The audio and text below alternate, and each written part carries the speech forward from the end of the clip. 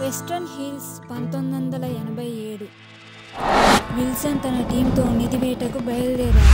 చివరికి వాళ్ళకి ఒక అస్థిపంజరం దారి చూపించింది. భయంతో లోపలికి వెళ్ళారు. అక్కడే ఆ నిధిని చూశారు. చెప్పముందని తెలియక వెంటనే ముట్టుకున్నాడు. అంతే, విల్సన్ భయంకరమైన డ్రాగన్లా మారిపోయాడు. ఇప్పటికైనా తనని మామూలుగా మార్చే వాళ్ళు వస్తారు అని అక్కడే ఎదురు చూస్తున్నాడు.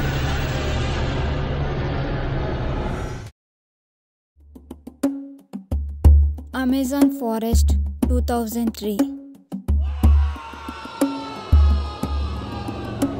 హీరో జాక్ని అమెజాన్ మనుషులు తరుముతూ ఉంటారు.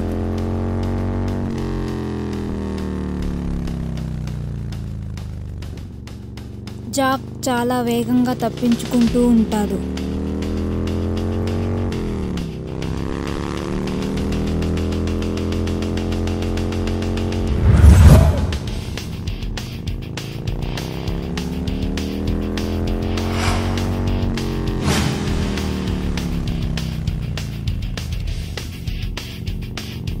తన ప్లేన్ దగ్గరికి చేరుకుంటాడు.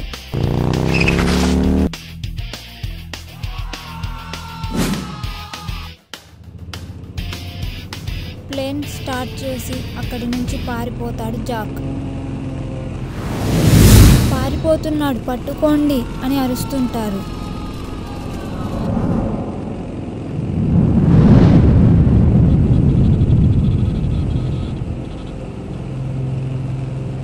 అలా వెళ్తున్న జాక్కి అంకుల్ మైక్ నుంచి మెసేజ్ వస్తుంది.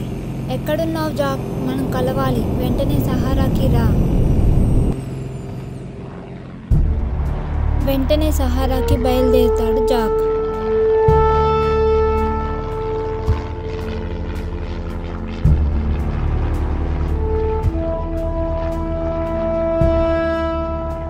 సహారాకి చేరుకున్న జాక్తో అంకుల్ మైక్, ఎలా ఉన్నావు జాక్, ఎక్కడ ఉన్నావు ఇన్నాళ్ళు? సరే పద, లోపలికి వెళ్ళి మాట్లాడుకుందాం అంటాడు.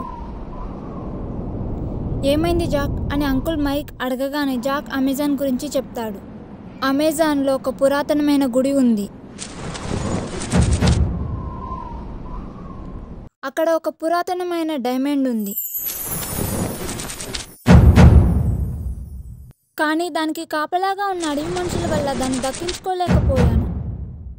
జాక్ చెప్పింది విని అంకుల్ మైక్, బాధపడకు జాక్, మనకంతకంటే విలువనేది దొరకబోతుంది, ద డీమన్స్ గోల్డ్ అని డీమన్స్ గోల్డ్ గురించి చెప్తాడు.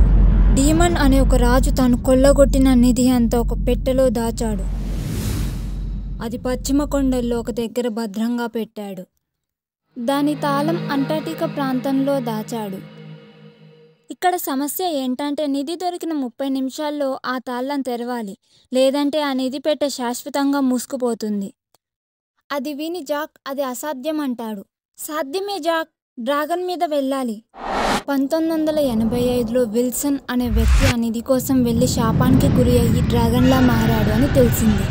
ఇప్పుడు మిమ్మల్ని తాళం దగ్గరికి తీసుకొని వెళ్ళేది ఆ డ్రాగన్ని మీరు వర్షపరుచుకొని తాళం దగ్గరికి వెళ్ళాలి. నీతో ఇంకొకరు వస్తారు జాక్, సిద్ధంగా ఉండు.